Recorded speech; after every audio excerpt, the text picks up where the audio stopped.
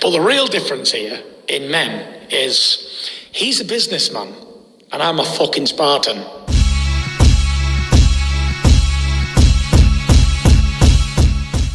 What's up, fight fans? This is Kurt DeVille with Counterpunched Boxing News, and I have some new news concerning Bob Arum, Tyson Fury, Francis Ngannou. Get this.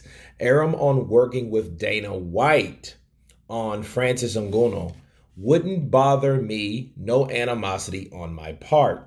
Promoter Bob Arum is not one to let a few sour words spoil a lucrative business opportunity. The 90-year-old founder of Top Rank Incorporated said that he will be willing to work alongside UFC boss Dana White in promoting a potential crossover bout between the WBC heavyweight titleist Tyson Fury and Arum's charge and the UFC heavyweight champion Francis Ngannou. Despite the fact that Arum does not have the best of relations with White, both Fury and Ngannou have publicly declared their desire to fight each other sometime in 2023. Fury, the Manchester, England native, has a scheduled fight against mandatory challenger Dillian Whyte on April 23rd at Wembley Stadium, of course, in London.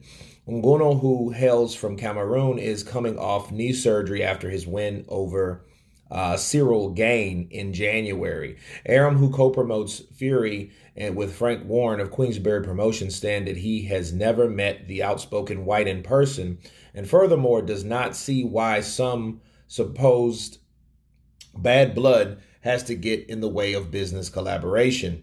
Arum sees a Fury Ngannou fight potentially taking place at the state-of-the-art Allegiant Stadium in Las Vegas, the home of the Las Vegas Raiders. He says, "The truth is, I've never ever met Dana White.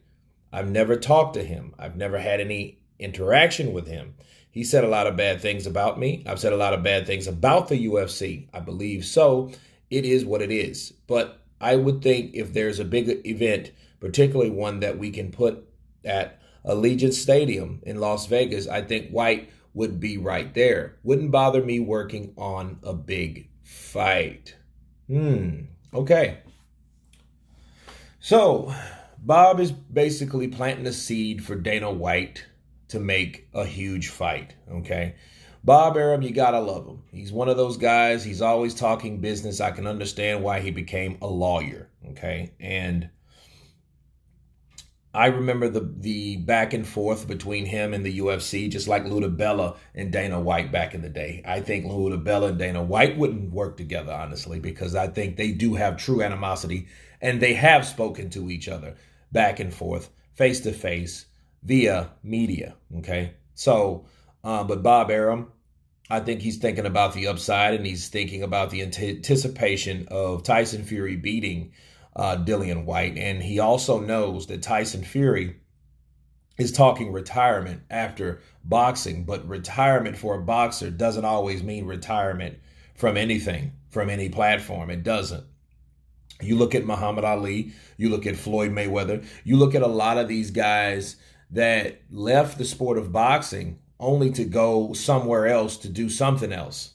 Okay, either it's film, either it's WWE, like Tyson Fury's already done, it's a crossover fight in a boxing gym, like Floyd Mayweather's done. So there's a lot of things that people do to make money. And you think if Tyson Fury leaves the sport of boxing undefeated, you think he'll be through making money or finish making money? No, no way, no how. In fact, he would be the second coming behind Floyd, because Floyd already created the base model on how it is to be marketable, because you were never defeated in the ring. So someone will always try you to get that or to take that O away.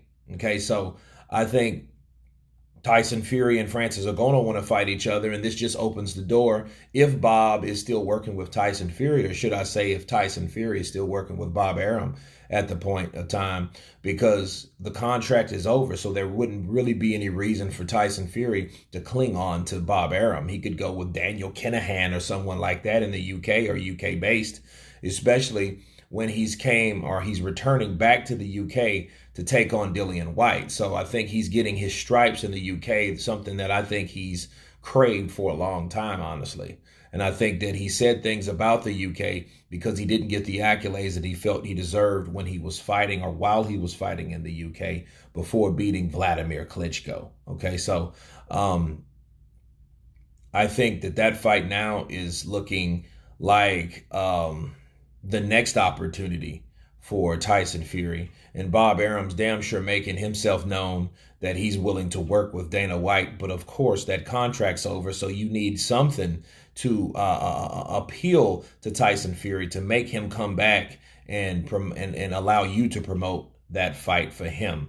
But anyway, you guys tell me what you think of Bob Arum saying that he has no problems fighting or working with Dana White. Before I leave, though, I want to also cover the fact that Francis Ngannou's contract is also over as well. So he doesn't have to work with the UFC pretty much.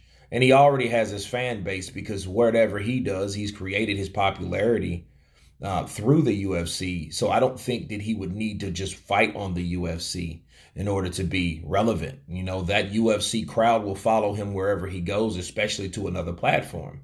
Just like boxing, you know, the Floyd fans, you know, even though Floyd fought Conor McGregor in the ring, you know, Conor McGregor, you know, took his fans over to the boxing platform as well and to the sport. Okay, so yes, that's why do you think that fight sold the way it did? If it's supposed to outdid Maypac, you know that the UFC fans had a lot to do with it. That's why Dana White is filthy rich, because he knows that the fans of the UFC in America based are alive and well. Okay, so I think these promoters are uniting because I think both of these guys know that they necessarily don't have a hold on a binding contract on these fighters. Okay, so they're getting together like Avengers and trying to get this done. But anyway, again, you guys tell me what you think about Bob Arum willing to work with with Dana White. Of course, please subscribe. And you guys been Counterpunch. Peace.